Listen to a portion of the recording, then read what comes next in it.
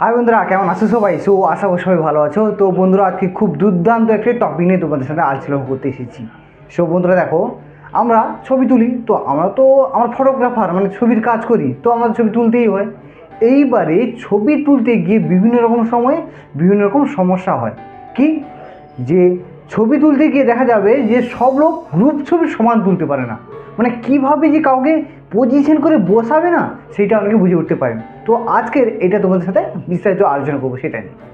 তো দেখো বন্ধুরা, অনেক সময় 3 জনের গ্রুপ হয়, আবার অনেক 5 জনের গ্রুপ হয়, আবার অনেক সময় 10 জনের গ্রুপ হয়, অনেক সময় 30 জনের গ্রুপ হয়, অনেক সময় 50 জনের গ্রুপ হয়। তোমাকে করতে হবে কি এটা, যে যে এমনভাবে সব লোককে ম্যানেজমেন্ট করে দাঁড় করাতে হবে বা বসাতে হবে যেন সবাইকে দেখা যায়। আজকে তোমাদের সেইটা কিভাবে ম্যানেজমেন্ট করতে হয়, দিয়ে ছবিটা তুলতে হয়, সেটা তোমাদের আমি দেখাবো।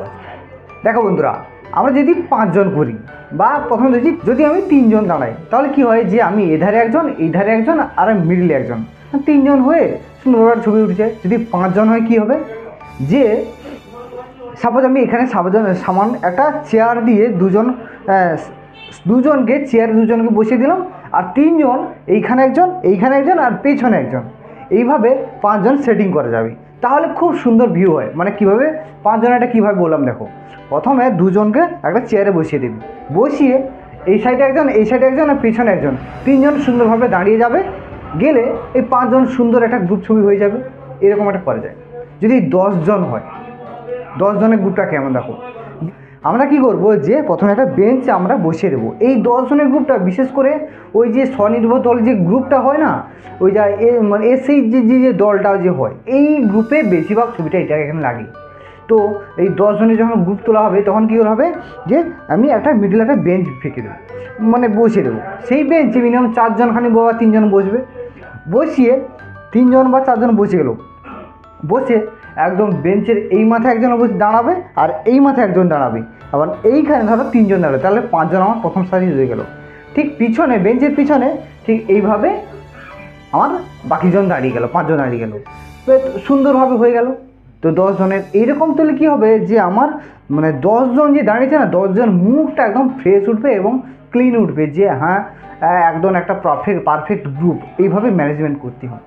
যদি তোমাদের 30 জন হয়, তখন তোমরা কী করবে, অনেকে তখন এলোমেলোভাবে যদি এইভাবে দাঁড়িয়ে পড়ো না, তাহলে গ্রুপটা ভালো দেখাবে না। অনেক লোকের মুখ দেখাবে, অনেক লোকের মুখ দেখাবে না, এরকম একটা হয়।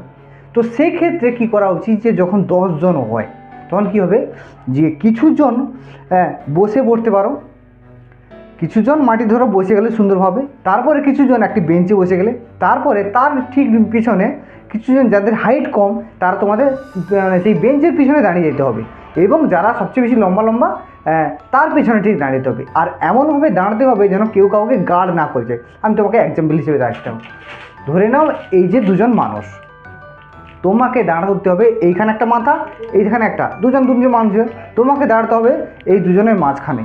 এই দেখো, এইখানে মাথা হবে, এইখানে মাথা হবে, আর তোমারটা হবে ঠিক মিডিলে। এরকম যখন কেউ সামনে দাঁড়িয়ে যাবে, তোমাকে কী হতে হবে, 2 জনের মাঝখানে এখানে দাঁড়াতে হবে। এই তো আমার সামনে 2 জন দাঁড়িয়েছে, আমাকে ঠিক 2 জনের মাথার মাঝখানে দাঁড়াতে হবে। এইরকমভাবে যতজন আছে পিছনে আছে না, সবাইকে আমাদের দাঁড় করাতে হবে। তো এইভাবে ম্যানেজমেন্ট করতে হয়। এইভাবে হয়ে গেল, দিয়ে লাস্টে এইভাবে দাঁড়িয়ে 30 জনের একটা গ্রুপ হয়েছে। যদি 50 জনের গ্রুপ হয়, তখন তুমি কি করবে, 50 জন কী করবে দেখো। প্রথমে কি করবে, যে 10 জন করে নেবে। প্রথম 10 জন নিচে বসে যাবে, এটা হয়ে গেল। সেকেন্ড 10 জন আঁঠু গেড়ে বসে যাবে, 20 জন হয়ে গেল। তৃতীয় 10 জন যে সুন্দর করে একটা বেঞ্চে বসে যাবে, একটা কি দুটো বেঞ্চে বসে যাবে।